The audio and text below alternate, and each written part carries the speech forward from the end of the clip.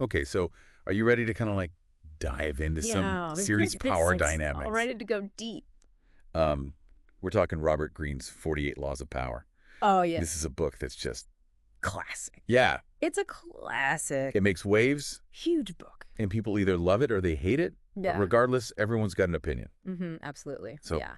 I mean, and it's everywhere. It's like everywhere you look if you start looking for these laws. It's almost like you can't unsee it once you've read the book. Exactly. Yeah. So we're going to dive into it today, and I think one of the first things that really kind of hit me Okay. when I read it Huh. was how Hmm. Greene talks about this idea of subtle influence. Mm-hmm. So he's saying that, like, a lot of times we think about power as being this kind of like, you Yeah. know, Yeah. overt in your face thing. Yeah, But dominance thing. yeah, Yeah. exactly. Yeah. But he's saying it's actually often Yeah. about being more, It's the long game. yeah, The the people who really succeed with power are yeah. the ones who play it subtly and play the long game. Okay, so what does that actually look like then? So, like, imagine you're like a young advisor to a king, right?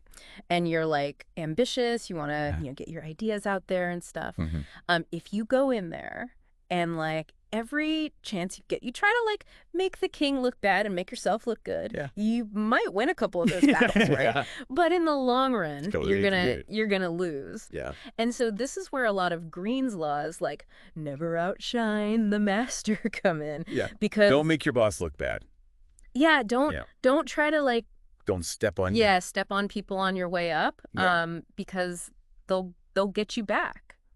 So it's almost like counterintuitive. It is very counterintuitive, Yeah. How we're often told to be like, especially in our culture. yeah, We're told like go getter, be aggressive, be we're to be loud. loud. You gotta be Yeah. But that doesn't always work, yeah. And he's saying especially when it comes to power dynamics. that that's actually going to work against you. Yeah. Yeah. Yeah. So give me another example then of what that Yeah. looks like to. Okay. So let's say you want something from somebody. So instead of going to them Right. directly Hmm. and begging them for it, Right. you make yourself scarce. Yo. You create this sort of air of mystery. Mm-hmm. Like, where did they go? I can't get a hold of them. I need them. I need their help. It's like playing hard to get, but It is exactly like that. your career. Yeah, but like on a Exactly. strategic level. Okay. And there's a law for that too. Oh, there is. Yeah, it's called make others come to you. Use absence to increase respect and honor. That's so interesting because it does create that kind of like Yeah. sense of like, oh, I need to go to them. Scarcity. Yeah. Right. Like a rare Yeah. resource. Okay. So how does this all tie into then like long-term strategy versus this idea of immediate dominance? So I think what Greene is really getting at with a lot of these laws is that power is ultimately about influence. Mm. And influence comes from a lot of things. Okay. But one of the biggest things is trust and Yeah. obligation. Okay. So if people trust you, they're going to follow you. Right. And if they feel like they're indebted to you, they're going to be more likely to help you Right. get what you want. And that takes time to build. Exactly. Okay. You can't just like walk in and demand it. Right. You have to actually build these relationships Okay. and cultivate them. So this all sounds good in theory, Right. but and this is where I think it gets a little dicey. Yeah. Yeah. Because some of these laws they sound kind of ruthless. Yeah, they do. Like, yeah. I don't know how I feel about conceal your intentions, for example, or use selective honesty and generosity to disarm your victim. Yeah.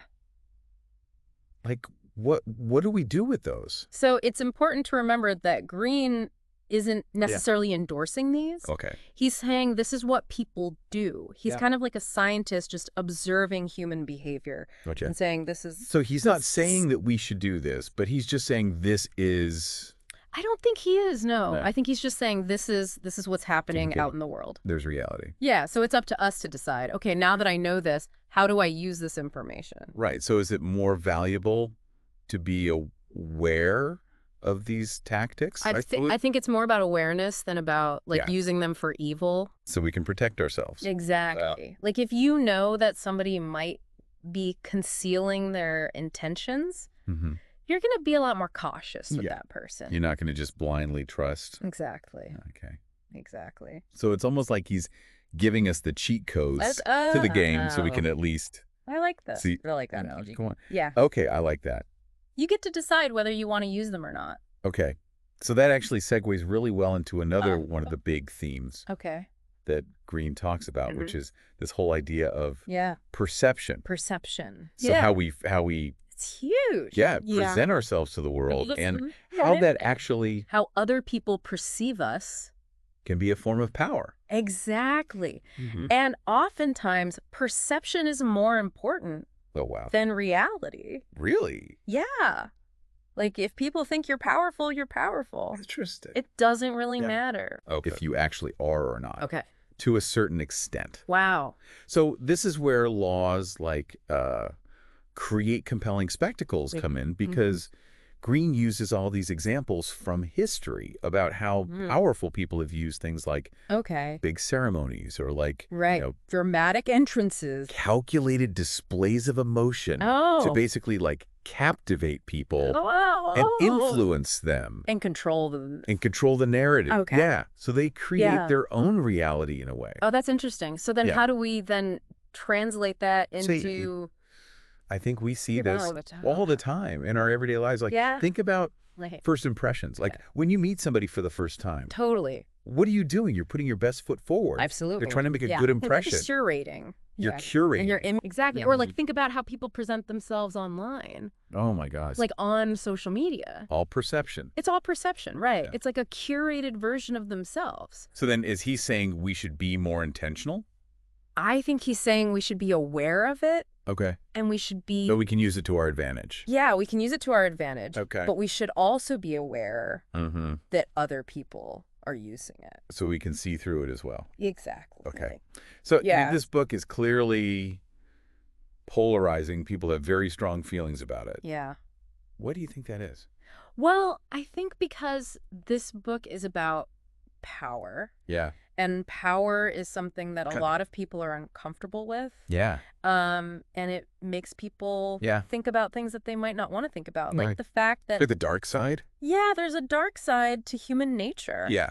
And that people use these tactics to get ahead. And that we might be susceptible to it too. Exactly. Yeah. So some people find that really unsettling. Yeah. But other people find it kind of liberating. Yeah. Like, oh, now I know the rules of the game. I can play too. So it's powerful knowledge to have. Exactly. But how you wield that knowledge is really it's a double-edged sword. The question. Yeah. Yeah. So for those of you listening, and this is something I'd love to hear your thoughts on. Yeah. Does this knowledge, now that you have it, make you feel more powerful? Yeah. Does it make you feel... Does it make you want to go out and conquer the world? Like how... Or does it make you want to like hide in a corner? See the world differently. Yeah.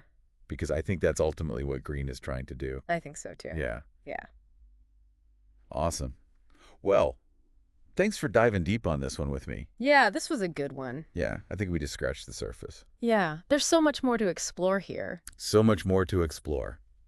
All right, we'll catch you next time for another deep dive. See you then. See ya.